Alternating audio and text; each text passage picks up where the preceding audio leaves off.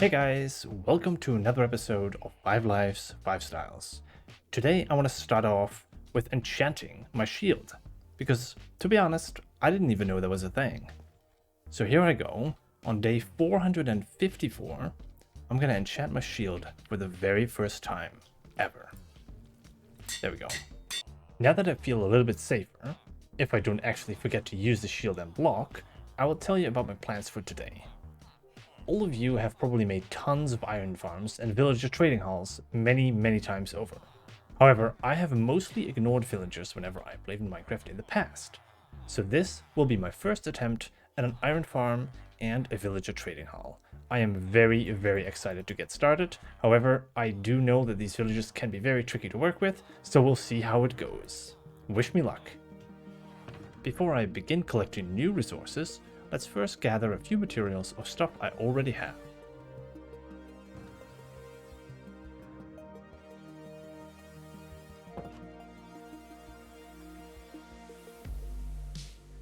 Now this is where I want to have this beautiful trading hall.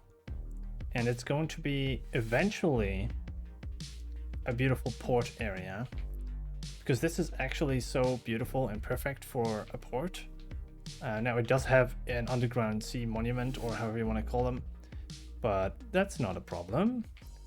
And I'm not going to be terraforming this area just as much as I've done that one, at least not from the start, because I do intend to have this a beautiful port area, so I assume it's mostly going to be like paths and some markets and maybe a big storage house eventually, and docks.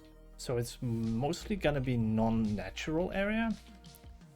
So I think I'll leave all of the terraforming to after. I would say that that's probably the better order to do things. Now I've already set up a few chests. And I'm just going to go ahead and divide these things up.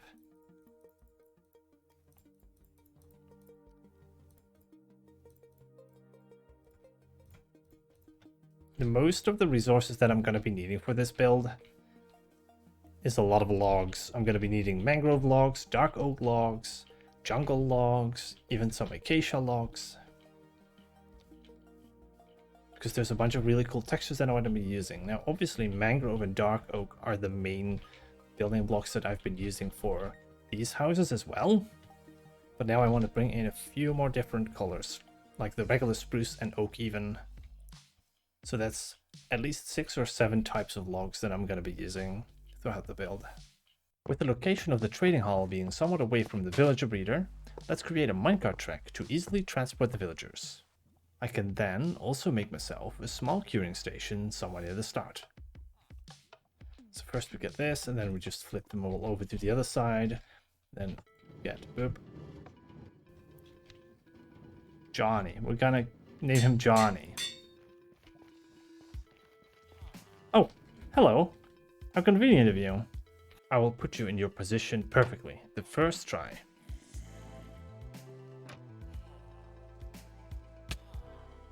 Okay, there we go, Nope. Come back. Come on. Come on, where are you going? Come on.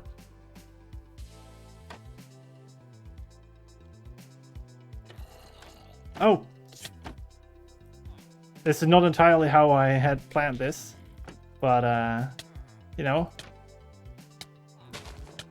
This is really not how I had things planned, but, you're now going to be stuck if you stop jumping for a moment. This is exactly what we had planned, of course, huh? And that we are going to name him Johnny, though. There we go. Now we have committed. It's Johnny. Welcome, Johnny. This is your new home.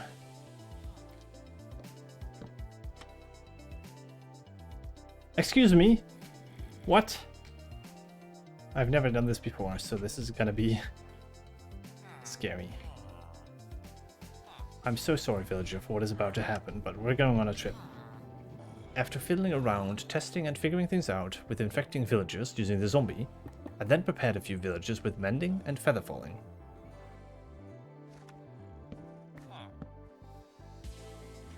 Feather falling, that's good. Mending, let's go. So we lock this in. However, that didn't go too smoothly because of the zombie not seeing the villager. So I switched over to a new setup, and this one seems to work a lot better.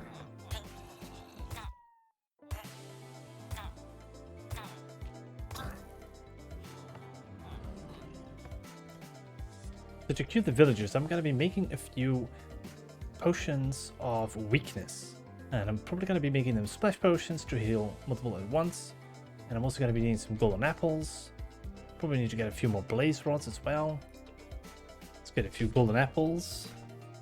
Gonna need a lot more, of course, so we might need to do some caving to get some more gold. There we go. Potion of weakness.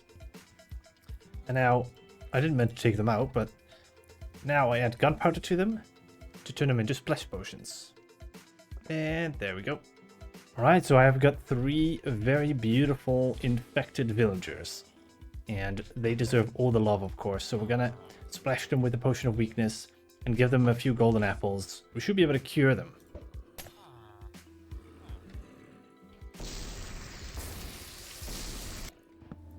There we go. We got our first cured villager. This is the feather falling one. Wow. That is a good discount. So now that I have all these mending books, I'm going to need to repair all of my tools and essentially enchant all of them with mending as well. Put mending on my gear. I'm just gonna go ahead and spend a lot of time down in the mob spawner. So now that my armor is fully repaired and it all got mending, I'm gonna be having to do the same for all of the tools. Now some of them I put mending on earlier, but I'm gonna do the same for the rest. So this shovel, this silk touch pickaxe, and the diamond sword, and also the diamond hoe. I'm gonna do all of those as well. There we go, beautiful, everything repaired. After setting up the villager queuing station, it is now time for a quick mining trip for some gold. And I took the time to light up a few massive caves. The amount of mobs that spawn in these caves require me to use the bow a lot more, improving my aim greatly.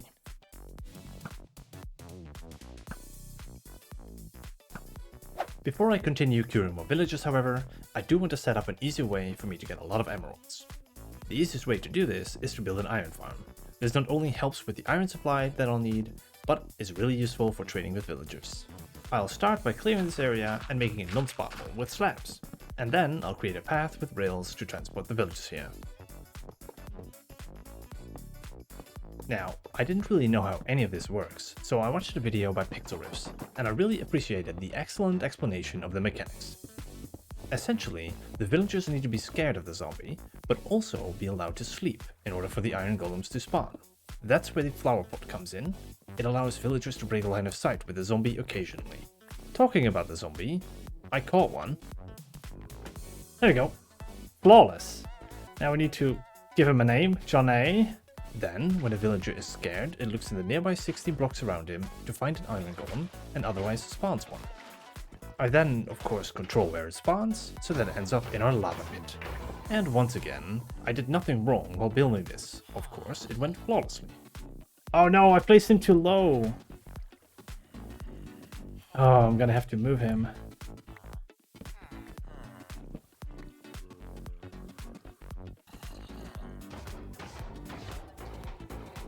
Oh god. No! I guess I have to get another zombie. Come on. There you go. Now you're gonna be stuck. And you're gonna be Johnny. The new Johnny. There we go. Now it's completed and fully functional at last. To get away from the villagers for a moment and not have to deal with them, I decided to grind out some resources for the villager trading hall, starting off with mud. Turns out, however, that this shovel is a bit too efficient.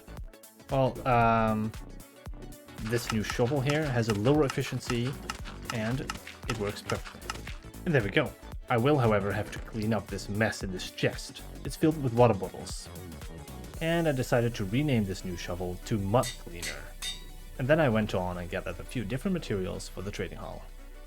Mostly decorative materials, some plants, leaves, and some chains. While most materials I've gathered so far will be for the villager trading hall, I have also wanted to start a different small project. This project will be a mine that I can expand every single episode going forward. Today I want to build the entrance to this mine, and I'm very excited to see how big this mine gets as the series continues. I won't be making this mine too complex when it comes to building, but I imagine there being several different sections down the line. If you are as excited as me to see where this mine will go, be sure to leave a like and a subscribe because it will greatly help the channel. Thank you so very much for all the love and support.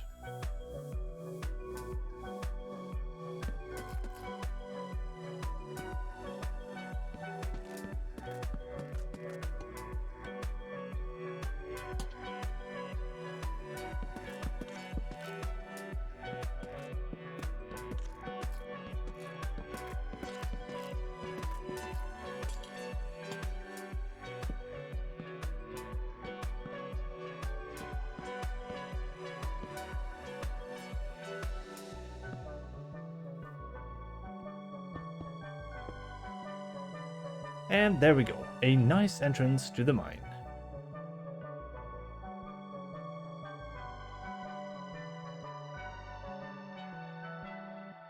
Now we can continue gathering materials again, specifically a short trip to the nether for some blackstone, a little bit of warped wood, and a few blaze rods.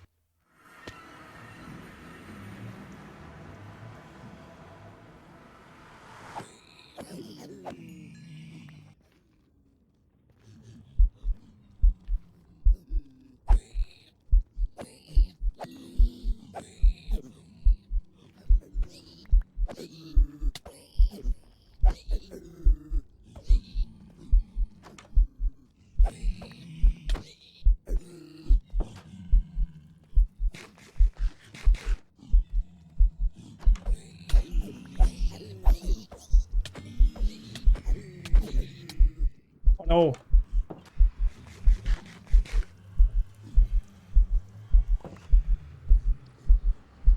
Man, I made a mistake attacking that one dude.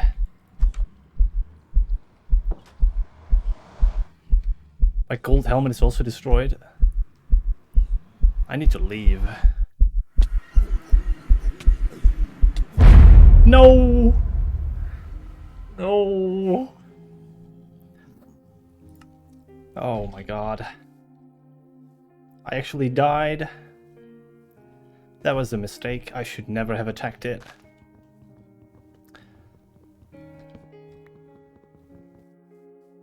Well, we have to get back. Did not expect that.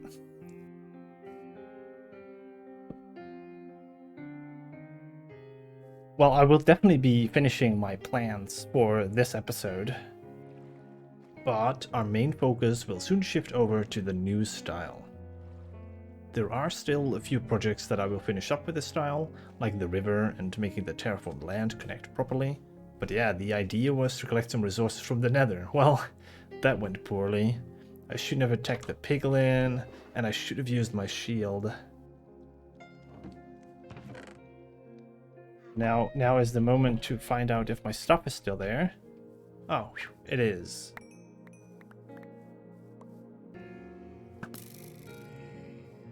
Time for the second attempt at trying to collect those resources. This time, I'll be a bit more careful with the piglin.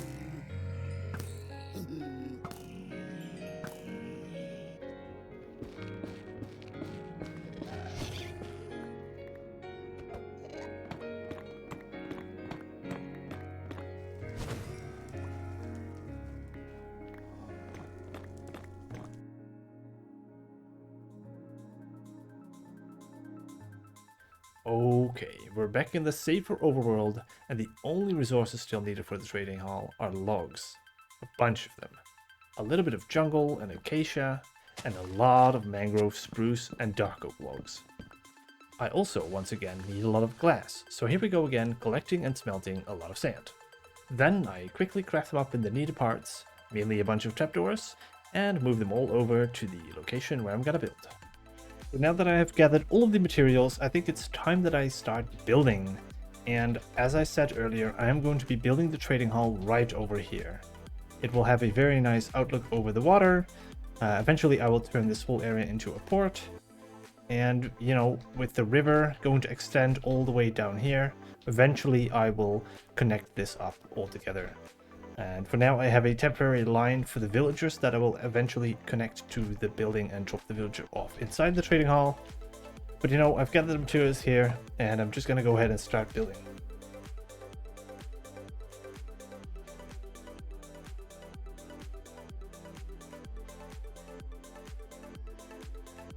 So I've marked out the spot where I'm going to be building the trading hall, and this is roughly the exterior.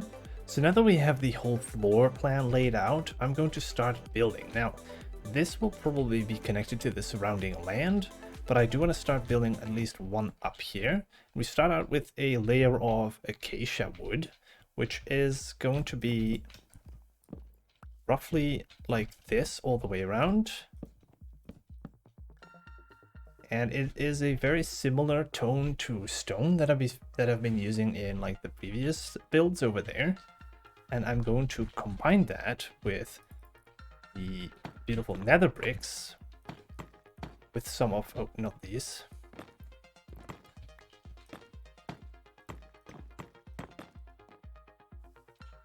Like this, which is going to be very fun.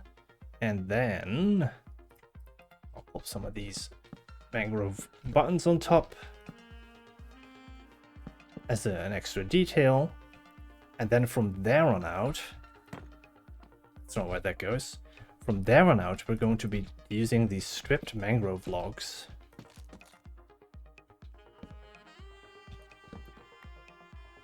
like so, and we're going to be continuing that all the way around for the entire build. Now let's switch over to a time lapse to show the first layer completed.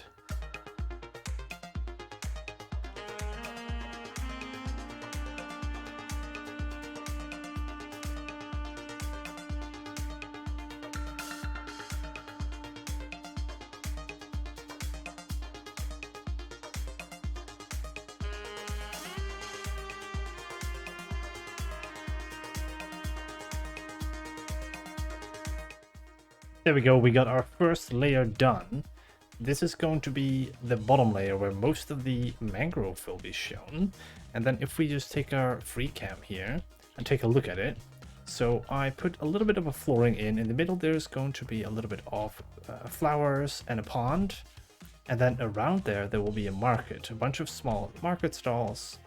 And then over here, we're working up towards the first floor, where the dark oak and a bunch of other types of wood will take over. So that's where I'll continue on next. Now obviously there will be a few details along the top here, as with the other buildings like the amethyst blocks and some trapdoors and stuff. So let's go ahead and work on the next few layers.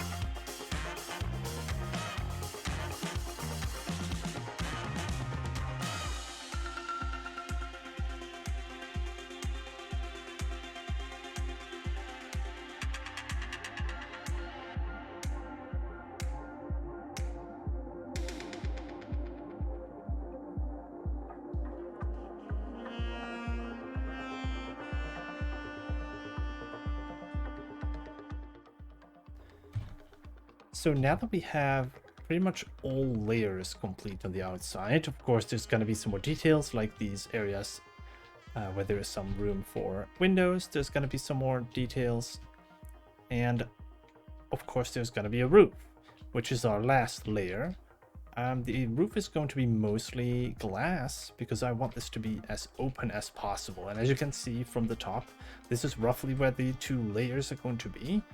And you'll be able to see all layers through the roof, and I think that will work out quite nicely. So that's pretty much what we're going to do. We're going to go ahead and place a bunch of glass, and I think that'll make for a great roof.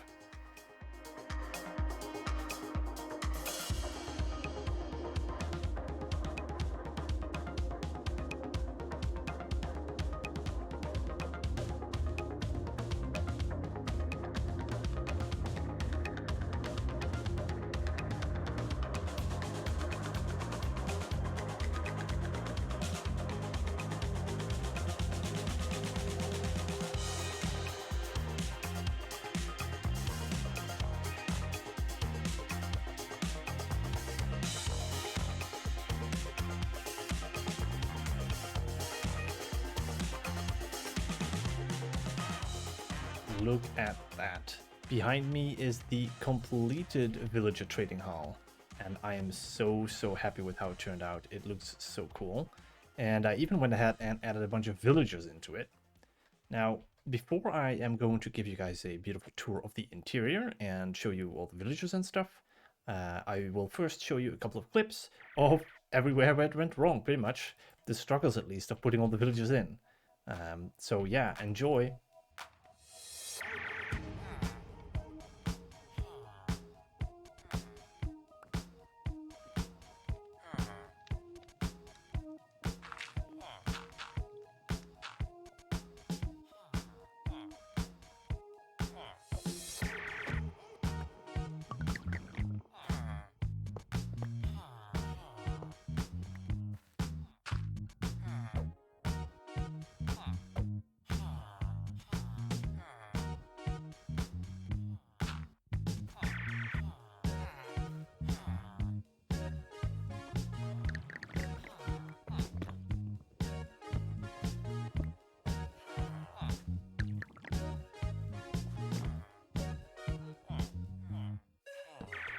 So this of course needs to be removed temporarily.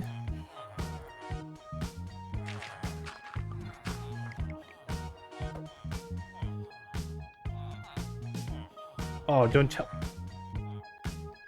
Oh, God. Well, I hope you enjoyed the few clips of me putting villagers into this thing. I'm at least happy that it's fully completed now and I don't have to worry about those villagers ever again, at least for a while. So yeah, let me go ahead and give you a beautiful look of this place. For the bottom floor, I have quite a few different villagers. I have a few butchers, some clerics, a bunch of masons, armorers, and some swordsmen, I think it is. Over here. Fleshers and weaponsmiths, yeah, that's why. And I went with a bunch of these beautiful stalls with nice colors for the roofs. And we have a little pond here in the middle.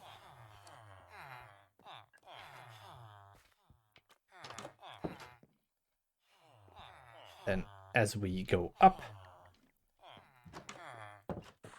this middle section I really like because it gives one of the better views of this place.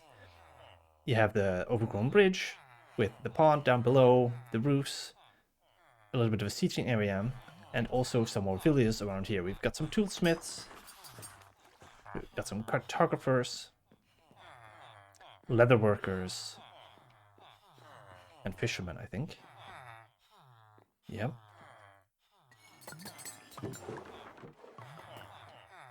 And then here on the bridge we have a couple of small seatings as well. And then for the final layer, we mostly have librarians. And also a couple of shepherds in the middle bits. And then we've got this beautiful chandelier in the middle. And we've got a beautiful set of flowers in the middle as well. And then, yeah, look out of the window. We can see everything that we've built so far. Over there. And over there, the mine. Eventually, this whole section will end over here. And it will probably continue to over here. Maybe all the way to the mine. I'm not sure exactly how far I will take this. Because as I died, I will now be switching over to a new style. And for this new style, I will pretty much be focusing on some more underground stuff. And we're going to be starting with the mine, the transformation of that. At least when we get to the new style. For the next episode, however, I would like to at least finish the river, maybe, and do a bit of foliage. Because there could be a few nice trees. Because this is very empty so far, so definitely could use a few cool trees, and I have some really fun ideas for the trees already. So that's, I think, what's going to be for the next episode. There will still be a few projects that I would like to do for this area, like, for example, the villager breeder, that definitely deserves a house, and the river needs to be fully completed to over here. And I think there will still be some terraforming to be doing, so maybe I will just throw in a few streams or something to do some terraforming instead of a video. We'll see how it goes, because that's a lot of work. And yeah, in the future, the new style, I'm not sure when we are going to get to it, but I'm very excited for all of it. that was all for this episode. Hope to see you again for the next one. And once again, thanks for your support, and don't forget to like and subscribe.